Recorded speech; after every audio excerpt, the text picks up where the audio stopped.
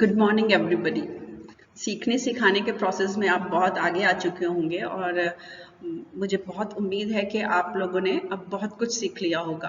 अच्छी चीज़ें सीखने से क्या होता है, आपकी पर्सनालिटी बहुत तेज़ी से ग्रो करती है और आप बहुत अच्छे इंसान के रूप में सामने आते हैं। पढ़ना बहुत ज़रूरी नहीं है, लिखना बहुत ज़रूरी नहीं है, व्यवहार बहुत ज़रूरी है। व्यवहार से ही आपके पढ़ने का, लिखने का, आपकी संस्कृति का, आपकी सभ्यता का पता चलता है। तो अच्छी चीज़ें जहाँ से भी सीखने के लिए मिलती हैं, सीख लीजिए। और नॉलेज एक ऐसी चीज़ है, जब आप सीख लेते हैं तो इसको शेयर ज़रूर करिए। With this suggestion, I would like to start my video, that is clauses and its types. Clause एक बहुत ही इम्पॉर्टेंट सा टॉपिक है ग्रामर के अंदर, क्योंकि देखिए 3 चीजें मैं आपको बता देती हूँ, बिल्कुल सिमिलर चलती हैं। Number 1 conjunction, then clauses, then simple, complex and compound sentences. तो मेरा आपको ये सजेशन है, जिस दिन भी आपका मन करता है सिंपल, कॉम्प्लेक्स, कंपाउंड सेंटेंसेस समझने का, थोड़ा सा टाइम निकालिएगा and you start with conjunction. एक बार आपको कंजंक्शन समझ में आ जाते हैं, you will be at the first stage, और वो स्टेज का मतलब है आपने हाफ कवर कर लिया। Then you come to clauses, क्योंकि आपको कंजंक्शन की पहचान है, क्लॉजेस आप आराम से पहचान लेंगे। क्लॉजेस आप आराम से पहचान लेंगे तो सिंपल, कॉम्प्लेक्स और कंपाउंड में आपको प्रॉब्लम नहीं आएगी।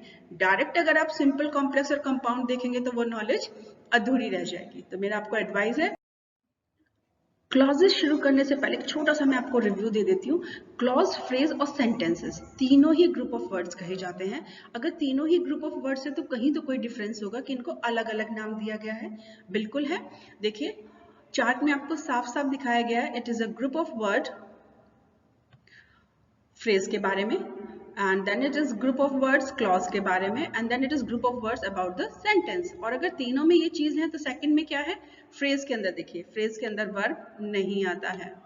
सेकंड, क्लॉज के अंदर भी आ रहा है और सेंटेंस के अंदर भी आ रहा है, यानी कि इस रेस में से आप फ्रेज तो बाहर हो गया, फ्रेज के अंदर वर्ब भी नहीं आता। फ्रेज के अंदर सेंस इनकम्प्लीट रहती है। क्लॉज में कंप्लीट भी हो सकती है और इनकम्प्लीट भी हो सकती है, डिपेंड करता है किस टाइप का क्लॉज है, सबऑर्डिनेट क्लॉज है या फिर वो कोऑर्डिनेट क्लॉज है या फिर वो मेन क्लॉज है। लेकिन सेंटेंस में हमेशा सेंस कंप्लीट रहती है। नाउ एग्जांपल के थ्रू आप समझिए, Ram is in the room. In the room क्या हो गया, फ्रेज हो गया। इसके लिए हमारा फ्रेज का वीडियो आप देख लीजिए, उसमें बहुत क्लियरली इंडिकेशन है कि फ्रेजेस क्या होते हैं, कैसे आप उन्हें पहचान सकते हैं। तो Ram is in the room, in the room ये तो समझ में आ रहा है कुछ है, लेकिन क्या समझ नहीं आ रहा है, इनकम्प्लीट सेंस है। Then these words come into the category of phrases. Clear? Now come to the next example. Ram is in the room where he does his work. Now look, in the room phrase ही है, Ram is in the room। अगर मैं केवल इतना sentence बोलती हूँ आपको, Ram is in the room, तो एक सेंटेंस पूरा कंप्लीट है। लेकिन जैसे ही मैंने इसके आगे क्या लगा दिया, where लगा दिया, तो ये क्या है, कंजंक्शन है। और अगर ये कंजंक्शन है तो इसके बाद लिखा जाने वाला सेंटेंस क्या हो गया, क्लॉज हो गया। क्यों? क्योंकि इस क्लॉज के अंदर एक सब्जेक्ट भी आ रहा है और एक अलग से वर्ब भी आ रहा है। तो एक सब्जेक्ट का आना और एक वर्ब का आना और फिर कंजंक्शन के साथ शुरू हो जाना, तो ये सारी क्वालिटीज किसकी होती हैं, क्लॉज की होती हैं। नेक्स्ट इस sentence, Ram is in the room he does his work. ये दो छोटे छोटे सेंटेंसेस हैं, तो दोनों अलग हैं बिल्कुल। इनको जोड़ने के लिए हमने किसका यूज किया था, यहाँ पर कंजंक्शन का यूज कर लिया। और कंजंक्शन का यूज होते ही ये जो छोटा सा सेंटेंस आपको यहाँ साइड में दिखाई दे रहा है, ये क्या हो गया, कन्वर्टेड इनटू क्लॉज। ये क्लॉज में कन्वर्ट हो गया। तो this is all about phrase, clause and sentence. Definition क्या बनेगी, clause is a group of related words containing a subject and a predicate. Predicate भी होना चाहिए, सब्जेक्ट भी होना चाहिए। Now example of sentences with clause and phrases, ये आपको समझना बहुत ज्यादा जरूरी हो जाएगा कि क्लॉज, फ्रेज और सेंटेंस एक साथ अगर मैं पढ़ना चाहूँ तो कैसे पढ़ूंगी उनको। The first example is, a lady with a bag is standing at the bus stop and waiting for the bus. ये समझ लीजिए इसके अंदर जो भी अंडरलाइन है वो फ्रेजेस हैं। A lady with a bag समझ में आ रहा है, लेडी विद द बैग है।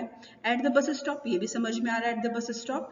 फॉर द बस, ये भी समझ में आ रहा है कि बस के लिए। लेकिन समझ ही नहीं आ रहा कि पूरा सेंटेंस क्या है, पूरा सेंस क्या है। छोटा छोटा तो मुझे समझ में आ रहा है, ना इसमें सब्जेक्ट है ना इसमें वर्ब है, तो इसका मतलब ये फ्रेज है, अलग कर दिया हमने। Now come to the clause. Clause को पहचानने के लिए हमें सिर्फ और सिर्फ किस पर ध्यान देना पड़ेगा, कंजंक्शन पर। जैसे ही इसके अंदर कंजंक्शन लगा है, ये पूरा सेंटेंस जो है आपका दो में डिवाइड हो गया, कंजंक्शन से पहले वाला और कंजंक्शन से बाद वाला। देखिए दो में डिवाइडेड है।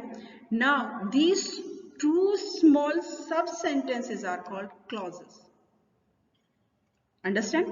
A complete sentence where conjunction is found, then the complete sentence is divided into sub sentences, and those sub sentences are called clauses. Now the second one is a very talented Indian group participated in the competition which was held in America. Underlined word हमारे phrases हैं। उसके बाद हम ये देख लेते हैं which, ये हमारा क्या हो जाता है, कंजंक्शन हो जाता है। इसका मतलब कि इस सेंटेंस के अंदर भी दो क्लॉज है क्योंकि एक कंजंक्शन लगा हुआ है। ये जो बाद वाला है ये विद कंजंक्शन है, this is again a clause, and the first one is a very talented Indian group participated in the competition, ये पहला क्लॉज हो जाता है हमारा। तो अभी हम सिर्फ पहचान रहे हैं क्लॉज को और फ्रेजेस को। थर्ड को आप कर लेंगे इसी तरीके से, क्योंकि आपको पता है कि ये क्या है, बिकॉज जो लिखा हुआ है इट इज कंजंक्शन, तो इसका मतलब इसमें भी दो क्लॉज है, एक बिकॉज से बाद वाला और एक बिकॉज के पहले वाला। Wait here quietly or leave the reception immediately. Conjunction क्योंकि आपने पढ़े हुए हैं, मैंने आपको पहले ही बताया, कंजंक्शन अगर क्लियर है तो क्लॉज हिम्मत नहीं किसी की कि आपको क्लॉज समझने से रोक ले। लेकिन अगर आपने कंजंक्शन नहीं पढ़े और आप डायरेक्ट क्लॉज का वीडियो देख रहे हैं तो वो नहीं आएगा आपको अच्छे से। पहले आपको क्या देखना पड़ेगा, कंजंक्शन के वीडियोस देखने पड़ेंगे। Is it clear now? Now we will come to the next slide. Facts. Clause के बारे में फैक्ट देखिए, या मैंने डायग्रामेटिक इसको बड़े अच्छे से समझाने की कोशिश करी है।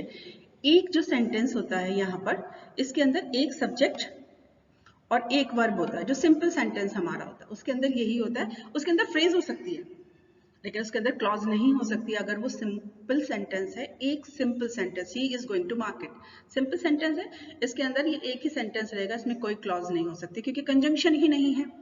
सेकंड देखिए आप, एक कंप्लीट सेंटेंस है ये जो मैंने आपको दिखाया हुआ, this circle is a complete sentence. अब इस एक सेंटेंस के अंदर क्लॉजेस भी आ सकती हैं, अगर कंजंक्शन है तो क्लॉज आ जाएंगी, और अगर कंजंक्शन नहीं है और इस ग्रुप ऑफ वर्ड्स है स्मॉल जिसमें सब्जेक्ट ऑब्जेक्ट नहीं, सब्जेक्ट ऑफ वर्ब नहीं है, तो वो क्या हो जाएगा, फ्रेज हो जाएगा। तो इस तरीके से आप पहचान सकते हैं कि क्लॉज के पास ग्रुप होना चाहिए वर्ड्स का, नंबर 2 एक कंजंक्शन का होना जरूरी है, नंबर 3 इस क्लॉज के अंदर एक सब्जेक्ट होता है और एक वर्ब होता है। Now we are coming to the next slide. Clauses versus sentence. मैं अभी आपको इससे पहले वाली स्लाइड में भी क्लियर कर चुकी हूँ, ये स्लाइड मैंने स्पेशली आपके लिए बनाई है। आप हल्का सा इसको सेल्फ करने की कोशिश करेंगे तो ज़्यादा सही रहेगा। मैं सिर्फ एक आपको एग्जाम्पल समझा देती हूँ। 6th वाला एग्जाम्पल देखिए, बाकी 5 एग्जाम्पल आप खुद करेंगे, मुझे अच्छा लगेगा अगर आप ऐसा करते हैं तो। I like mathematics but my brother likes history because he wants to become a teacher of history.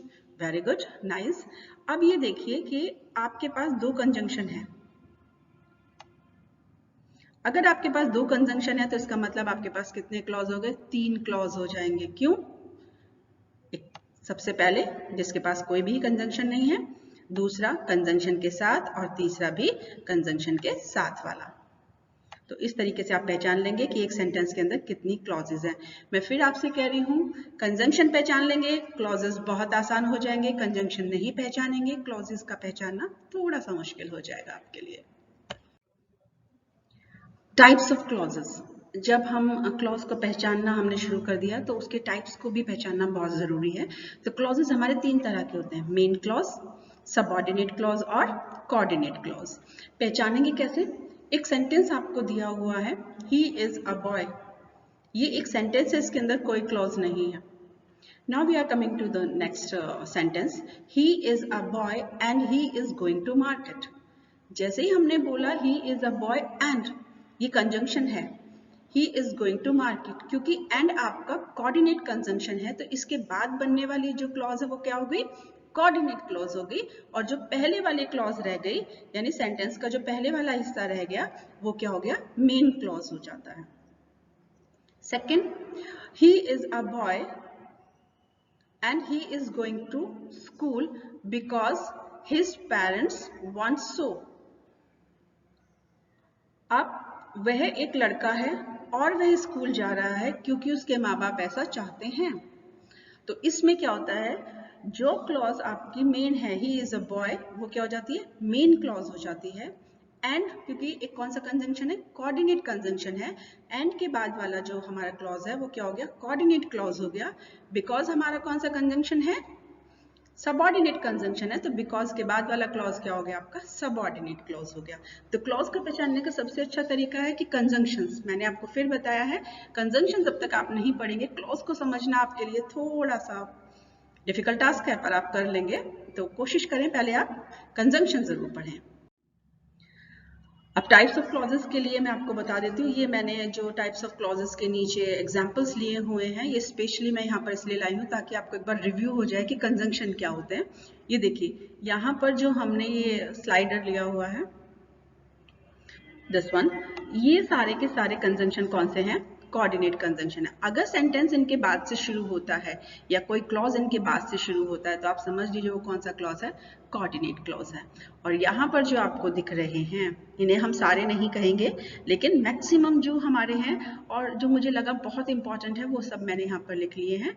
वो क्लॉज क्या हो जाते हैं, आपके सबऑर्डिनेट क्लॉज हो जाएंगे, जो इन कंजंक्शन से शुरू होंगे। तो this is how you will identify the type of clauses on the basis of conjunctions. Now, some example of clauses. बनते कैसे हैं clauses? इनका यूटिलाइजेशन क्या होता है? कंजंक्शन आपको याद करने पड़ेंगे जब भी आप क्लॉजेस की प्रैक्टिस करेंगे। I can buy this, I want to buy this sofa, मैं ये सोफा खरीदना चाहता हूँ। आई डोंट हैव मनी, मेरे पास पैसा नहीं है।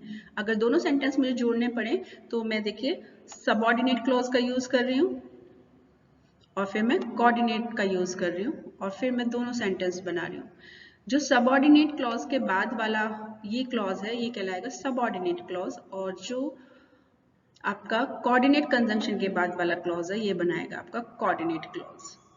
सेंटेंस देखिए, I can buy this sofa, I want to buy this sofa, मैं ये सोफा खरीदना चाहता हूँ। इफ आई हैव मनी, अगर मेरे पास पैसा हो तो। I want to buy sofa but I have no money, मैं सोफा खरीदना चाहता हूँ लेकिन मेरे पास पैसा नहीं है। तो हमें मेन क्या पहचानना था कि सबऑर्डिनेट कंजंक्शन है या फिर कोऑर्डिनेट कंजंक्शन है। जैसे ही हमने इसे पहचान लिया हमें पता चल गया ये क्लॉज कौन सी है, ये वाली कोऑर्डिनेट क्लॉज है और ये वाली सबऑर्डिनेट क्लॉज है। This is CC and this is SC. Now the second one is I read books, I love reading. अब देखिए हमने यहाँ पर जब बिकॉज लगाया, ये कौन सी क्लॉज है आपको याद आ रहा है, ये जब बिकॉज है ये हमारा सबऑर्डिनेट कंजंक्शन है, तो ये क्लॉज कौन सी हो गई, सबऑर्डिनेट क्लॉज हो जाएगी। बिकॉज आई लव रीडिंग, ये आपकी सबऑर्डिनेट क्लॉज हो जाती है। और नेक्स्ट है I love reading books so I read books, so कौन सा कंजंक्शन हो गया आपका, कोऑर्डिनेट कंजंक्शन हो गया, then the clause is called coordinate clause. इसी तरह के बाकी एग्जांपल्स भी आप देख सकते हैं। अगर आप ये पहचानना शुरू कर दें कि ये कौन सा कंजंक्शन है तो क्या होगा, आपको ये पहचानने में आसानी हो जाएगी कि ये कौन सा क्लॉज है। Now this is exercise. अब एक्सरसाइज में आपको क्या करना है, फाइंड आउट कंजंक्शंस। देखिए कंजंक्शन फाइंड आउट करिए and also mention their type. Conjunction पहचानिए, फिर क्लॉज पहचानिए और उनका टाइप भी लिखिए आप। जैसे कि एक मैं आपके लिए कर दूं एक्सरसाइज में, शुरू में एग्जांपल, मेरे को यहाँ पर लग रहा है कि जो वेयर है वो कंजंक्शन है, और कंजंक्शन कौन सा है, ये सबऑर्डिनेट कंजंक्शन है। तो इसके बाद वाली जो ये हमारी क्लॉज बनेगी, ये क्या बनेगी, सबऑर्डिनेट क्लॉज बनेगी। तो मैंने तीनों चीजें पहचान ली, मेरा कंजंक्शन हो गया वेयर, मेरी क्लॉज हो गई वेयर दे वर्क, और इसका टाइप क्या हो गया, सबऑर्डिनेट क्लॉज हो गया। तो इस तरह से आपको ये वाला एक्सरसाइज पूरा करना है। All the best for this. Now next is thank you. Thanks for watching this video, like it, share it and comment it. अपने आंसर हमें कमेंट बॉक्स में लिखकर भेजिए। कहीं भी आपको प्रॉब्लम होती है वीडियो देखने के बाद तो आप हमें लिख सकते हैं। मैंने अपना व्हाट्सएप नंबर भी यहाँ पर दिया हुआ है और अपना मेल आईडी भी आपको दिया हुआ है। जब आप चीज़ों को शेयर करते हैं, कमेंट करते हैं, लाइक करते हैं तो हमें मोटिवेशन मिलता है कि हम और अच्छे से आपके लिए वीडियो बना पाएँ। Thanks for watching the video. Kindly subscribe the channel if you haven't. Thank you.